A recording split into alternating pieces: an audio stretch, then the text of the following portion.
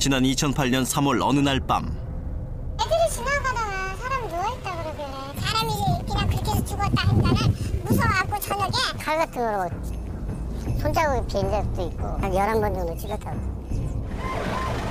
조용했던 마을의 일대 사건이 벌어졌다. 잠옷 입은 상태에서 피가 난전 상태에서 쓰러져 있는 것을 발견하고 현장 감식을 하고 살인사건으로 판단이 돼서 집 앞 골목에서 싸늘한 시신으로 남겨진 피해자는 겨우 13살에 불과한 어린 소녀였다. 그리고 흉기로 수차례 찔러 사망케 할 정도로 살해 수법 또한 잔혹했다. 왜 필요 이상으로 그렇게 폭력 행위를 했을까? 보통의 살해 사건하고는 좀 다르다. 작은 마을을 발칵 뒤집어 놓은 한 여중생의 죽음. 도대체 그날 밤 이 소녀에겐 어떤 일이 있었던 것일까? 지금으로부터 4년 전 양주에서 발생한 한 여중생 피살 사건. 흉기에 수차례 찔려 무참히 살해됐지만 이 사건을 기억하는 사람은 의외로 많지 않습니다. 도대체 왜 이 사건은 이렇게 묻혀졌던 것일까요? 이제 막 교복을 입은 13살 소녀의 안타까운 죽음. 그 충격적인 실체가 밝혀집니다. 여중생 강수연 양이 살았던 경기도 양주의 한 마을. 사건이 발생하기 전까지만 해도 흉악범죄는 상상도 못할 조용한 곳이었다. 여기는 전혀 그런 거 없지 아주. 지금 그러니까 오죽하면 범죄 없는 마을이라 그래. 청소년들이 물어볼 때도 저희 동네는 아닐 것 같다고. 골목으로 다니는데 별로 한참 동안 안 다녀서 한동안은 우리가 무서워서 골목을 못 갔어요. 집에서 불과 30m 거리. 하지만 외진 골목이라 목격자 한 명 나타나질 않았다. 현장에서 이제 저기 감식을 했을 때 지문이나 뭐 유류물이나 전혀 나오지 않았었고 외부에서 일어났기 때문에 뭐 족적도 별로 확인이 안 됐습니다. 그래서 어려운 사건이었는데. 대체 4년 전 이 골목길에서 어떤 일이 있었던 것일까? 그날 밤 살인범은 평소 안면이 있던 수연이 집으로 향했다. 술을 먹고 왔어요. 술 먹고 와가지고 이제 평상시 이제 얘가 생각이 나니까 와가지고 한 거죠. 처음에 와서 이렇게 문을 두드렸대요. 걔가 시끄러우니까. 와가지고 수연이가 나오니까 동료의 옆집에 살던 수연이가 집에 혼자 있는 것을 확인한 그는 근처에서 흉기를 가져 나왔다. 그리고는 흉기로 위협하며 집 밖으로 끌고 나와 강간을 시도한 것이다. 이쯤에서 이제 등에다 여기다 놓고 얘를 이제 겁탈하려고 밀치니까 이제 저항을 했을 거 아니에요. 그래서 여기서 2번인가 찔렀고 이 자리에서요. 저항하는 아이의 등에 무자비하게 흉기가 날아들었다. 아마도 13세 소녀 같으면은 저항이 그 정도로 심하진 않았을 것 같아요. 가해자의 범행 당시의 정신 상태를 의심하게 되는 거죠. 범행은 거기서 멈추질 않았다. 탈출을 시도하던 수연에게 또다시 잔혹한 폭력이 가해졌다. 나서 막 뛰어가면서 살려주세요 하면서 가다가 여기서 잡혀가지고 여기서 13번 정도 더 찔린 거예요. 강간을 실패를 하게 돼서 결국에는 자신이 예상하지 못하던 상황이 전개됐기 때문에 폭력의 수위가 더 높아졌을 수는 얼마든지 있죠. 근처에서 살인의 흔적을 지운 그는 유유히 사건 현장을 벗어났고 그때 그를 본 사람은 아무도 없었다. 아무런 이유 없이 누군가의 욕정으로 무고하게 희생된 13살 강수현 양. 이제 갓 중학교에 입학해 한창 공부에 욕심내기 시작한 평범하고 꿈 많은 한 소녀였다. 애기 이뻐요. 착하고. 공부도 잘하고 그랬대. 걔 아주 공부 잘했대요. 되게 똘망똘망한 친구고요. 학교 가가지고 뭐 친구들도 새로운 친구들도 사귀고 뭐 반장인가 됐다고 들었거든요. 학교에서. 그래서 엄마한테 와가지고 자랑하고 엄마 나 이제 반장도 되고 그래서 뭐 기분 좋아 그러고 갔다가 사고 난 거예요. 유일한 단서는 현장에 남아있던 수연이의 혈흔뿐. 다른 증거가 나오지 않아 사건은 미궁으로 빠지는 듯했다.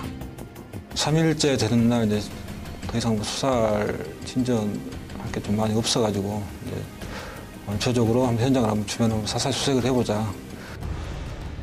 주변 탐문 수사에 나선 경찰. 먼저 동네에는 수많은 공장들이 들어서 있었고 자연히 외국인 근로자들의 왕래가 잦았다. 그 와중에 이제 100m 떨어진 공장 기숙사에서 그 혈흔이 신발에 묻은 혈흔이 나와서 이번 사건의 중요한 단서가 된 겁니다. 수연이 집 근처의 한 외국인 근로자 기숙사. 이곳 현관에서 혈흔이 묻은 신발이 발견됐고 국과수 의뢰 결과 수연이의 것으로 최종 확인됐다. 그리고 사건 당일 살인범의 행방이 CCTV에 고스란히 담겨져 있었다. 부정할 수 없는 결정적 증거였다. 가방 같은 걸 가지고 간 부분이 확인돼서 가방에 이제 나중에 조사를 해보니까 옷도 담겨져 있었고 당시 흉기로 사용했던 칼도 그 안에 담았다가 근처 하천에다 버렸습니다. 결국 경찰이 제시한 증거 앞에 자백을 한 용의자. 그렇게 사건 발생 4일째 수연이의 장례식 날에 살인범이 전격 검거됐다. 끔찍한 살인사건을 저지른 범인은 근처 기숙사에 살던 29살의 필리핀 불법 체류자였다. 13살 어린아이였다. 그것도 성폭행을 했다. 13군데나 난자해서 살해했다. 또 외국인, 그것도 불법 체류자였다.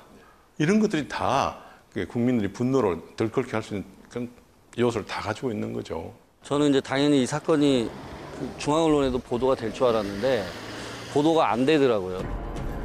수연이 사건이 벌어졌을 당시 모든 언론은 안양에서 터진 흉악 사건에 집중한 상태였다. 실종된 초등생 2명의 시신이 토막난 상태로 암매장된 채 발견된 것이다. 그리고 네 모녀를 살해한 이호성이 변사체로 발견됐고 일산에선 초등생 납치 사건이 벌어지면서 안타깝게도 수연이의 죽음은 묻히고 말았다.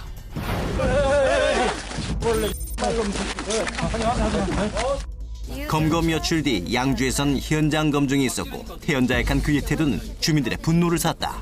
태연하게 했어요. 아주 뭐 죄의식도 없이 다 그대로 다 뻔뻔하게 다 하고 있더라고요. 아무 말도 그냥 끌고 갔다? 그냥 안고 그 여기 여자가 싫다고 했어? 했어. 안 했어? 이거 막 이렇게 아무 말도 안 해서 어떻게 소리로 처음에 이제 한국말을 모른다고 전혀 이제 오리발을 내밀더라고요. 부인을 하고. 그래서 나중에 이제 조사를 몇 번 하다 보니까 한국말을 좀 어느 정도 서로 의사소통을 가능하게끔 할 수 있는 정도였습니다. 형을 좀 감형받고자 하는 이런 연기가 많이 가미됐을 것이고요.